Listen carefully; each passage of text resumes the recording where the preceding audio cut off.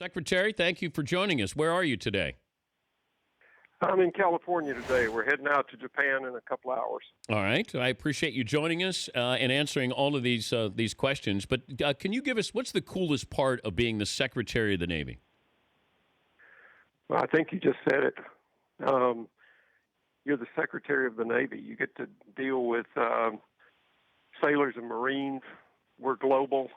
You get to jump out of airplanes with SEALs. You get to go diving with SEALs. You get to. I just surfaced at the North Pole on a submarine about a month ago. Oh man! To go look at what the ice looks like there. It's the coolest job, maybe second to yours, but in the world. Could we trade for a week? It's okay with me. You got to check with the Senate, though.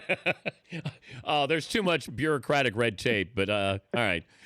Have you ever said to your guys, your friends, hey, let's take out an aircraft carrier and have some fun? That would not be the coolest thing I could do. Oh, okay. All right. We've got all these rules, regulations. It just slows you down a whole lot. Yeah, damn it. I also wanted to know you about this. I wanted to know what your opinion is about this, and that is, could you green light one of the great movies of all time and bring about a sequel? Now, there's mixed reports about Top Gun.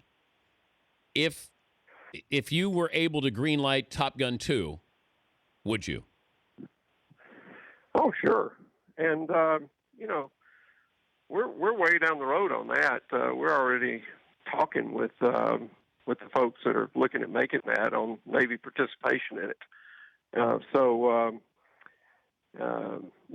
Give me something hard to do. Okay, but I just did take your guys out with an aircraft carrier, and you said we couldn't do that. Like, have beers and go out and, shoot some of the cannons. So we can't do that. So you've greenlit Top Gun 2, and what did they talk to you about? What do they want from your end on this movie?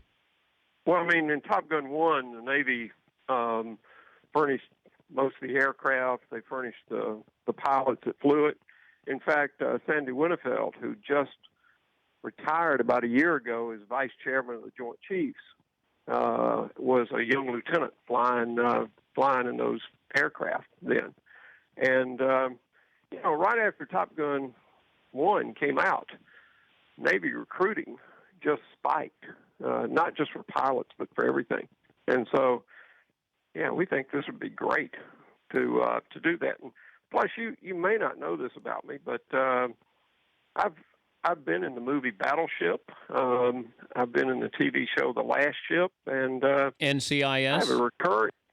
I have a recurring role. I'm Agent Ray on NCIS. So you got to look ahead to post-government service.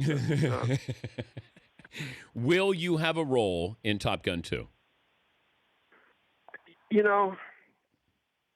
are not many certainties in politics, but one certainty is that when this administration ends, I end in this job. So it depends on when they film, and sure would be cool, though, wouldn't it?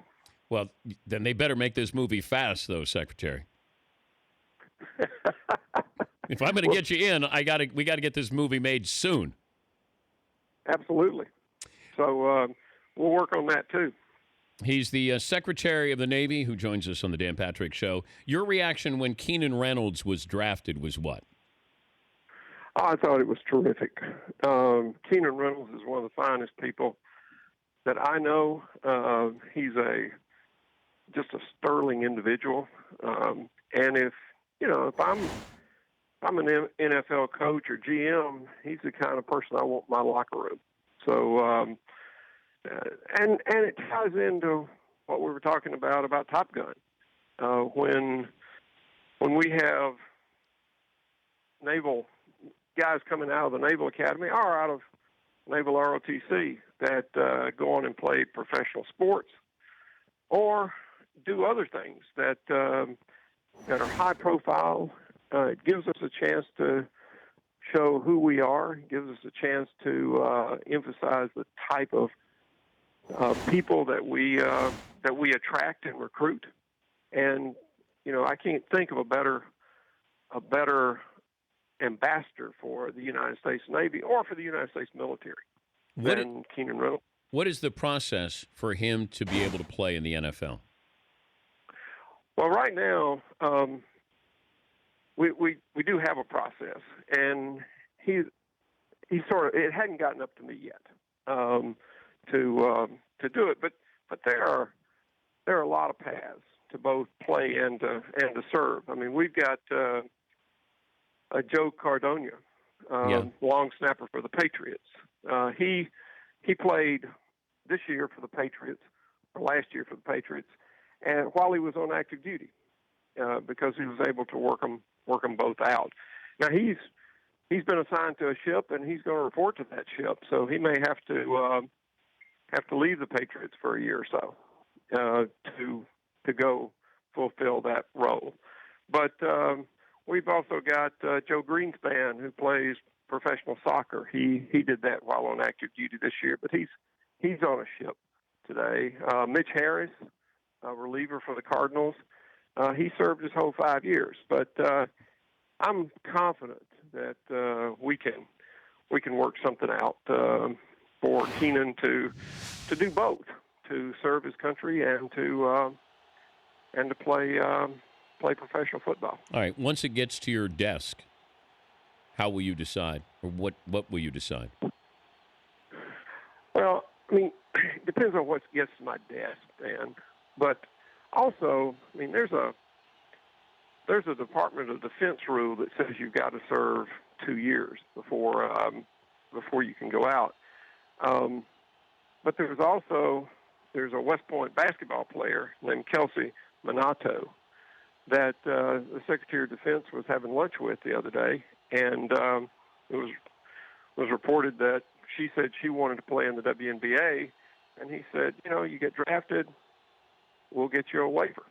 And so we're going through the process right now of seeing sort of what are the rules, what are the possibilities for Keenan. But as I said, I'm going to do everything I can to make sure that Keenan gets to do both.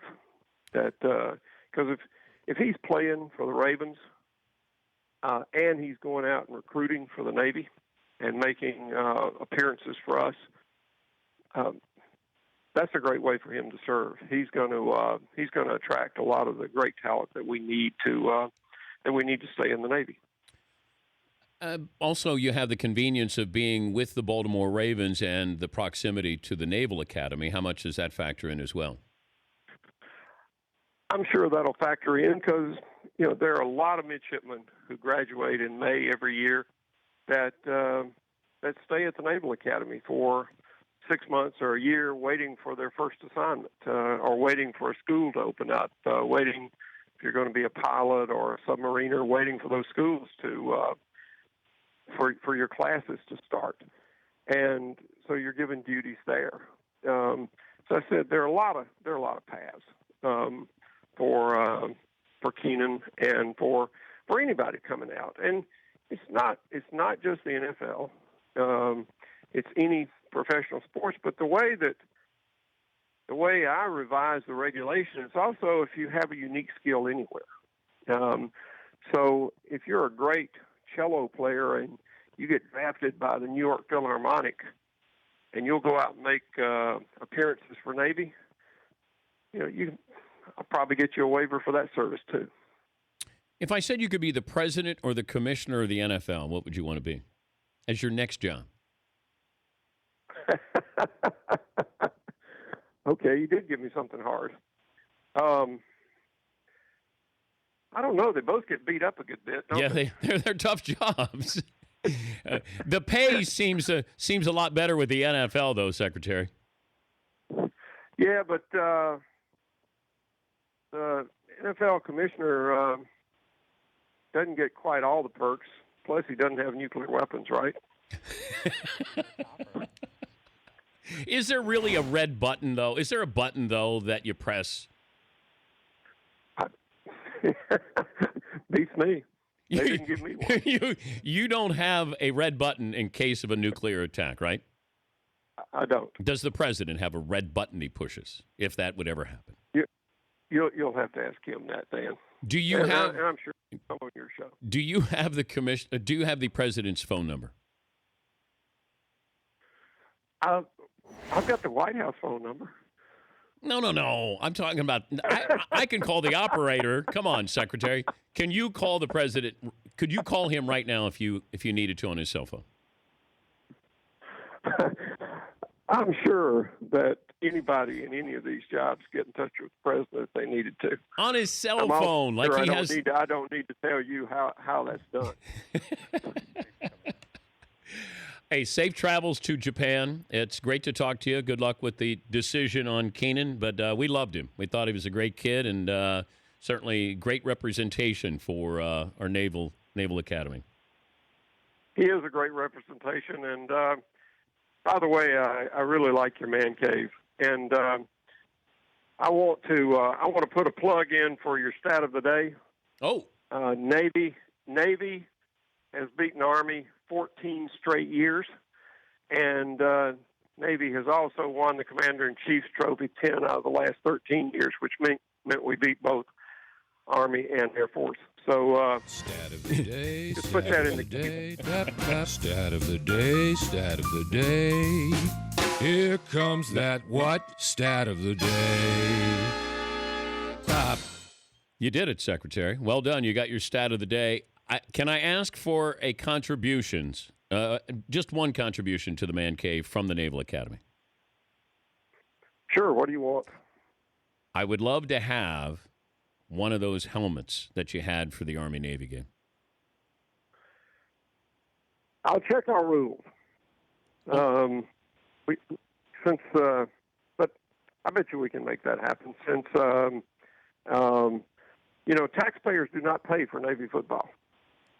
That's done by a foundation. How about I pay for the helmet, Secretary? Then I think we can certainly make it happen. You let me know what it costs, and I would also like a battleship if I could as well. I have a harbor near here. If you could pull up in the battleship to drop off the helmet, that would be awesome, Secretary. Okay, we'll work on both those, Dan. I think the help a little more likely. Time to go to Japan, right, Secretary? Mabus out. All right. Thanks, Dan. Thank you, Secretary. Mabus out. The Dan Patrick Show, weekday mornings on Audience.